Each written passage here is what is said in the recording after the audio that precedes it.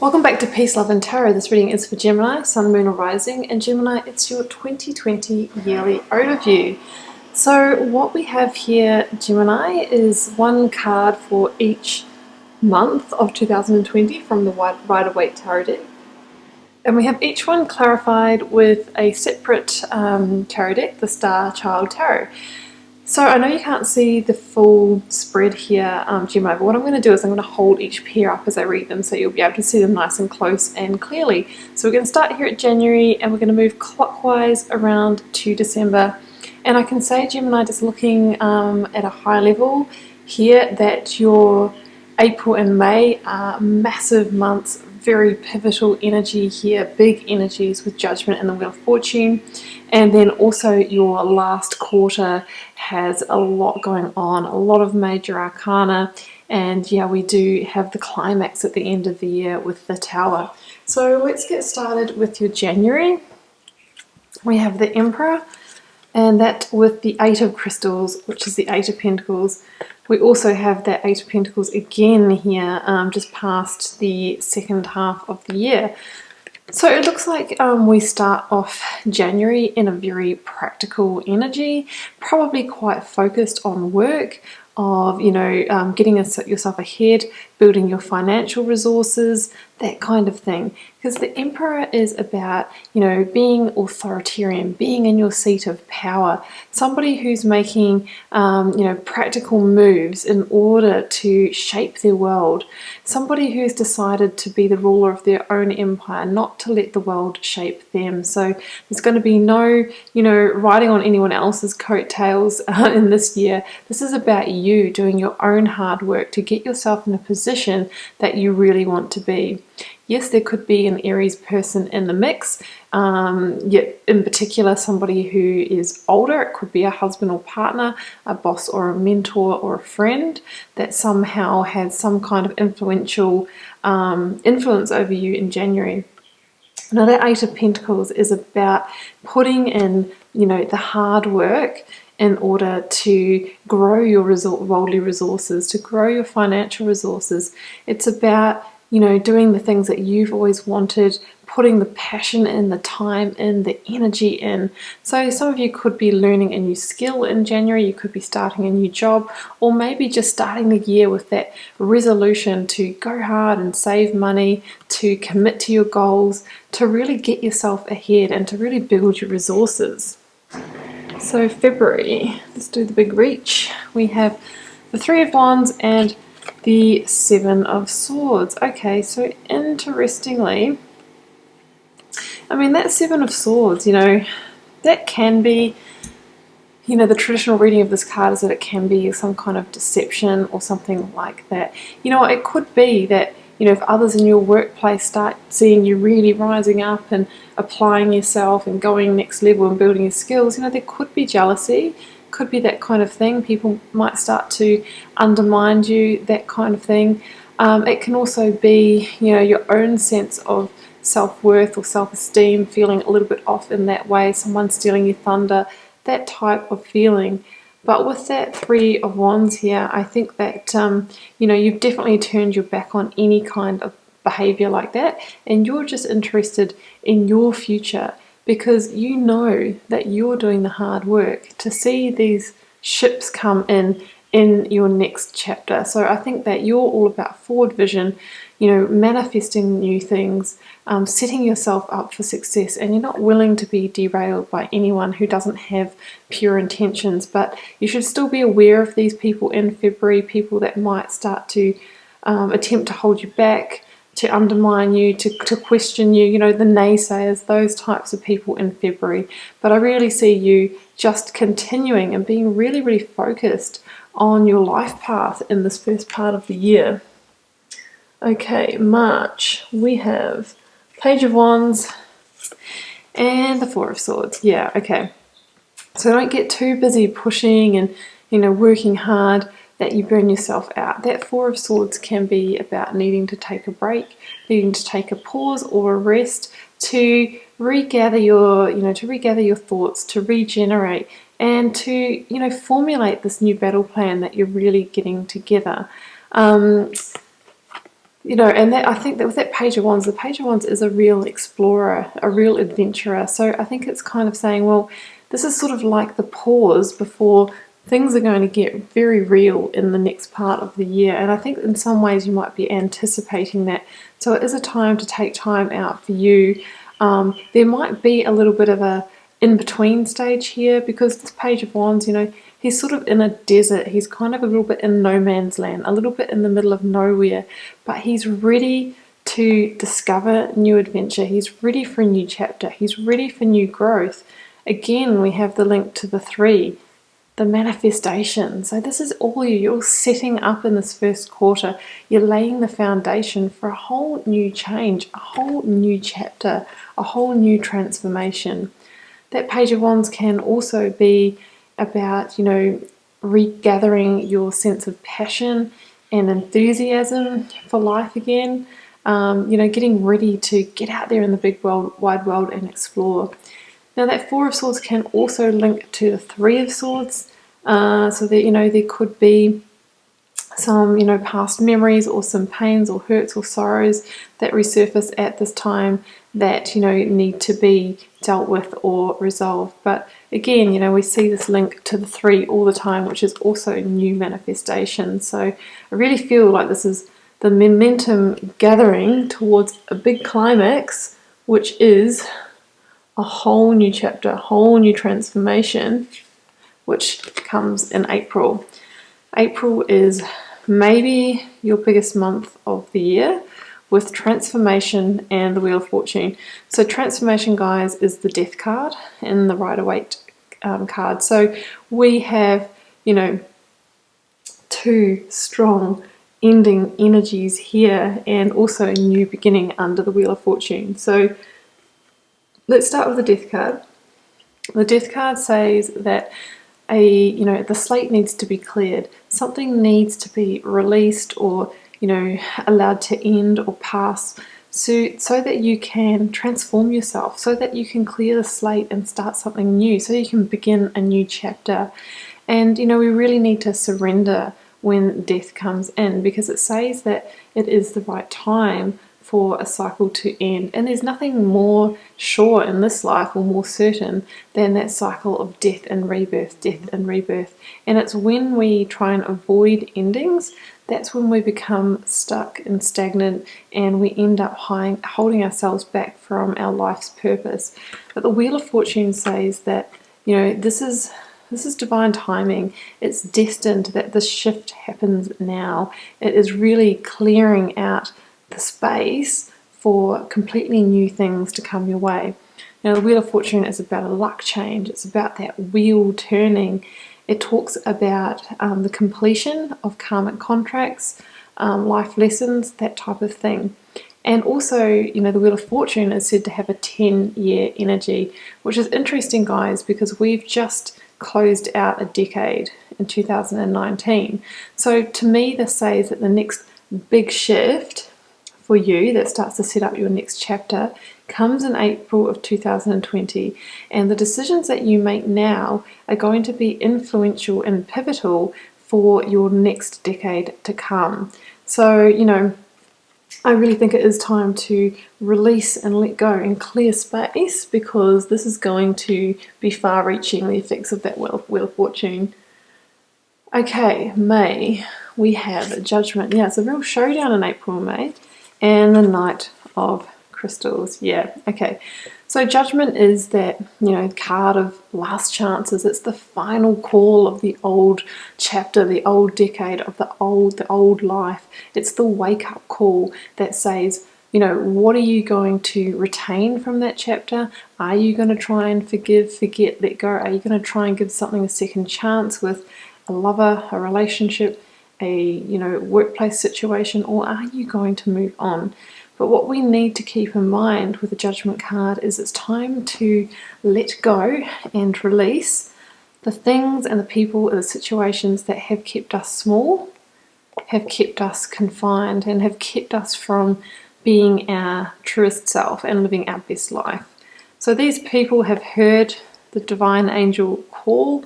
They are answering that call, and they are willing to step out of their confines and be naked and vulnerable and saying, you know what, I've got nothing left to lose, I've only got everything to gain, so take me as I am. So you might be feeling a bit vulnerable in May after, you know, releasing a situation, clearing the past, and going through that transformation of the Death card. Now we have that paired with the Knight of Crystals, which is the Knight of Pentacles. Now, what I love about the Knight of Pentacles after this couple of months of intense energy is that the Knight of Pentacles is about being practical and efficient and methodical again, kind of tuning into that Emperor energy again. He's like, okay, there might be a bit of chaos going on, but let me help you sow the seeds for your next chapter. Let's make a plan, put a foundation in place moving forward. So it's a good time to think really clearly about what you want in your next chapter. Make the plans to tie up the loose ends that you need to. You know, if you're ending a relationship, you know, splitting up the assets, just getting on with it, you know, moving homes, getting set up. Do it, you know, without getting stuck in the emotions, and just take those methodical step by steps. The Knight of Pentacles is a slow-moving energy, so it talks about, you know, setting up plans now, sowing the seeds of a harvest that will be reaped in your next chapter. But it's very important, a very important step that can't be missed. And I feel like it links to this new 10-year chapter that we're starting. So the plans that you put in place now, again, will be far-reaching. So take them really seriously. You know, he holds that Ace of Crystals there. He holds that promise of, you know, whatever you plant now, metaphorically, is going to expand and grow and lead to greater abundance down the track. Okay, June. We have the Strength card and Perspective. So yeah, look, we've got so many major arcana here, guys. Might be the most that I've seen in one of these yearly readings. Okay, Perspective is the Hanged Man, and Strength is, of course, the Strength card. So it says to me in June that you might need to have the strength and courage to see things a little differently, to change your viewpoint, to surrender, all of these kind of things, to see the bigger picture. Because the Hanged Man, you know, hangs from that tree of knowledge, waiting for the enlightenment, the insight, and the wisdom in order to move forward. You know, he's waiting to collect that knowledge, and when that tipping point comes, it will be full steam ahead. But it's about seeing the big picture and not staying compartmentalized or tunnel visioned or anything like that. So yes, it might have been a bit of a very painful and big, you know, very big couple of months, and you know, there can be the call to run back to what we know, to run back to what's safe and secure, but keep perspective, look at that bigger picture, and remember that everything that's happening here and unfolding is happening for your highest good. So you can raise your vibration and get to the next, you know, the next rung on your ladder. Strength card talks about bringing our inner demons into balance. So if you are having, you know, thoughts that might be limiting, effects on your self-esteem, you know, some shadow work that comes up, you know, experience that, but then coax it back into balance like this angel was doing to this lion. So, you know, it talks about balancing emotions and feelings with their equal opposite to bring them into an equilibrium. So, for example, if you're harboring any resent, hurt, you know, anger from these past situations, then we would evoke, you know, compassion, forgiveness, and peace in order to bring that demon under control and have peace within ourselves. And when we do that, that's when we unlock our infinite potential. And that's when, you know, we can see that bigger picture. And that's that tipping point where the Hanged Man has that aha moment. It goes, now I have the clarity and the vision of knowing how to move forward.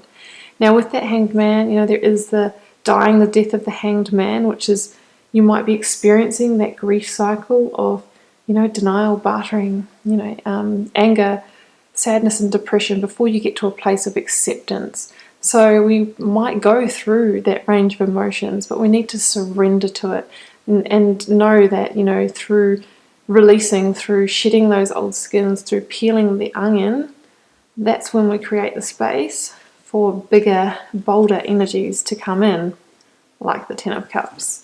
So in your July, we have the Ten of Cups and we have the Knight of Swords. So for me, this combination says a quantum leap towards a much happier and harmonious and more fulfilling future after going through this. This is the reward. This is saying, okay, you've let something go, you've created a big space. Now you're going to be rewarded with this Ten of Cups. So, Knight of Swords is fast progress, quick movement. So it's likely that this is going to happen quickly. You're going to have quite a shift into this Ten of Cups energy. It could be a new love interest too. It could be an air sign, Libra, Aquarius, or Gemini. But I think it really stands for that kind of 180-degree pivot from harder times or more challenging times into a lighter time when you're feeling so much more joyous and really starting to feel more fulfilled on an emotional level in July. So that's really beautiful energy. Everything sort of shifts a little bit in this middle of the year. So August, we see the return of the Eight of Pentacles, and we have the Ace of Crystals, or the Ace of Pentacles. So a new opportunity coming in August, a new opportunity that relates to the physical realm, to our finances, the way we make money, our work, our home, that kind of thing. Now, the Ace of Pentacles is like a universal gift that can come in, but it says that maybe you've had a path to walk, a mountain to climb, a portal to jump through in order to get there, and we can see that you have. So this is kind of like your pot of gold at the end of the tunnel. Again, you've cleared that space and here comes the goods. Now with aces, it's the first card of the suit of Pentacles, and these are again like those seeds that the Knight of Pentacles plants. You can't just put them in the earth and expect them to grow into a beautiful crop. You need to nurture them and water them and love them and tend to them, like this person in the Eight of Pentacles is doing, putting in the hard work, chiseling out those pentacles by hand, lovingly putting in the time, energy and effort, blood, sweat and tears. And by doing that, they expand quickly and grow, and there's that feeling of being really proud of your achievements as well. So a brilliant month for work opportunities, for going to the next level, maybe training, learning new skills, taking on those projects, because I think that they're going to grow and expand really quickly. Okay, September. We have the Hermit and we have the Starseed. So that's the full energy in the Hermit. Again, the major arcana just, they just keep on coming really. The aces for me are a bit like major arcana as well. Okay, so in September, you may be called to seek within a little bit under that Hermit energy. We can see in this last quarter, we have another shift in this new chapter. I feel like this big shift here in April is more about release of the past, and here in September I feel like this is about starting and setting up for the new beginning, because we have the Empress here as well. So yeah, Hermit, you might be called to go within to seek some answers, to seek some wisdom or knowledge. You also might need to go through a little bit of healing, regeneration. Some of you might be working on your spirituality and reconnecting to that aspect. The idea with the Hermit too is links to that star energy. So that star energy is about renewal and taking that time out to really regenerate. Now the star energy burns in this little lantern, but just quite, dimly at first. But the idea is that the more you seek from your internal wisdom, where all the answers are held, the more bright the star begins to shine. And, little by little, it illuminates the path of where you need to go next on your life's journey. And, that's a lot about Starseed as well, or the Fool. The Fool is setting out on a new path, taking a leap of faith with trust and hope, even though he doesn't know where the destination is going to lead. And the Hermit doesn't know either, because he can only see a few steps in front of him. So this is about trusting the journey in September, starting a new journey when you're not too sure where it's going to lead, but it will lead to great growth. This is spiritual development, growth. This is a real turning point here. It talks about just taking limited baggage from the past, forgetting the past, moving into the future, tuning into your intuition, healing yourself, and yeah, moving into that new chapter. It's beautiful. October. Empress, Six of Swords, and Page of Swords. Yeah, these two came out together, so I kept them. Okay, so the Empress, again, biggest card of possibilities, promises, and birthing things into the physical material realm in the tarot. Excuse me. But it says that in order to evoke her, to bring her in, there might be something you need to move on from or walk away from. Because that Six of Swords is like a necessary rite of passage. It's kind of letting something go or leaving something in the past in order to get to a better future. Something that's going to be more of a peaceful, harmonious fit for you. So maybe there is something that you need to move on from in October. And I think as soon as you start walking that new path, like we've seen here with these Hermit and Starseed energies as well, then the progress starts happening really quickly. That Page of Swords is that wind of change, the initial progress of new beginnings, which is the Empress energy. She is about manifesting new possibilities, of birthing things into the material realm. So it can be a new project, a new job, whatever it is that you've been manifesting, because she is fertile and she's ready to bring it forth. Now, we did have the Empress next to the Hermit here, so definitely not going to rule out conception or birth over these months for some of you guys.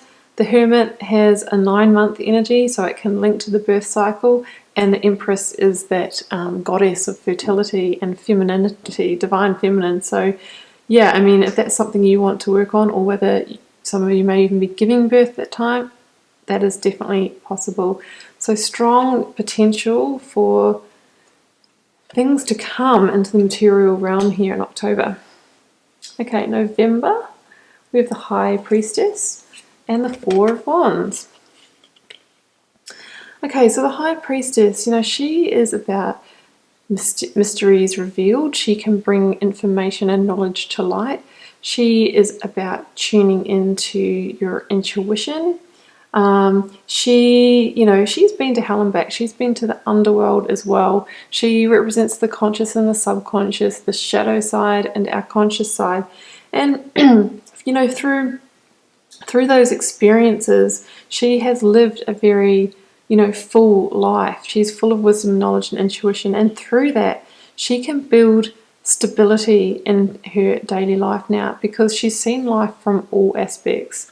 Because that Four of Wands is about security, stability, and it can also be about, marriage or celebration. So I really feel like you're called to tune into your intuition, build greater stability in your life in November. You may learn some information that is linked to the home realm that might have something to do with the Tower that we see coming in the next month. So that's quite an interesting energy in November. Okay, so let's check the time, see how long we've got so the camera doesn't cut out. So we have a massive finish to the year. In December, guys, we have oppression, which is the devil, and we have the Tower. So we have the ending of some kind of toxic situation or something that's been holding you back in December. Big finish to the year. I do feel like it's linked to that High Priestess.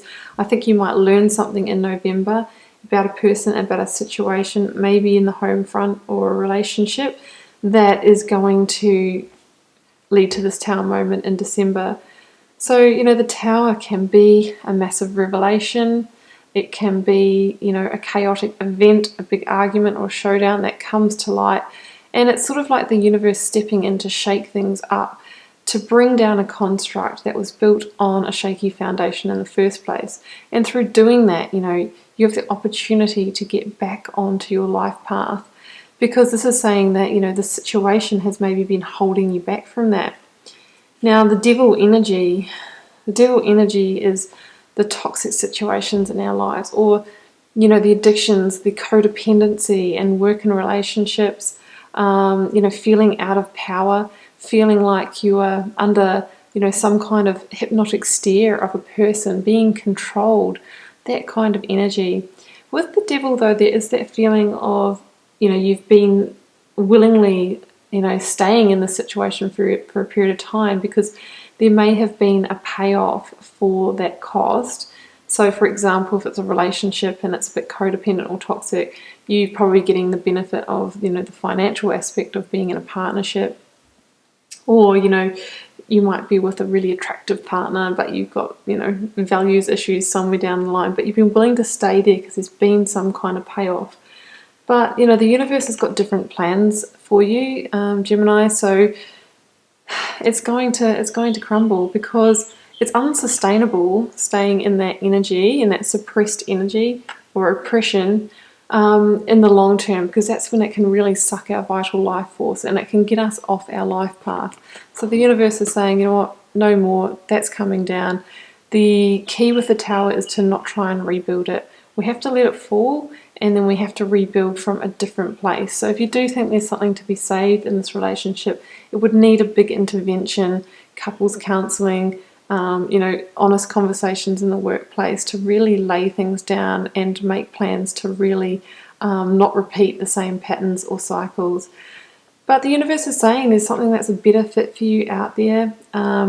It's a blessing in disguise, and it's coming at the end of the year, you know, hopefully before the holiday period. So you're going to have time to regenerate and recover from this.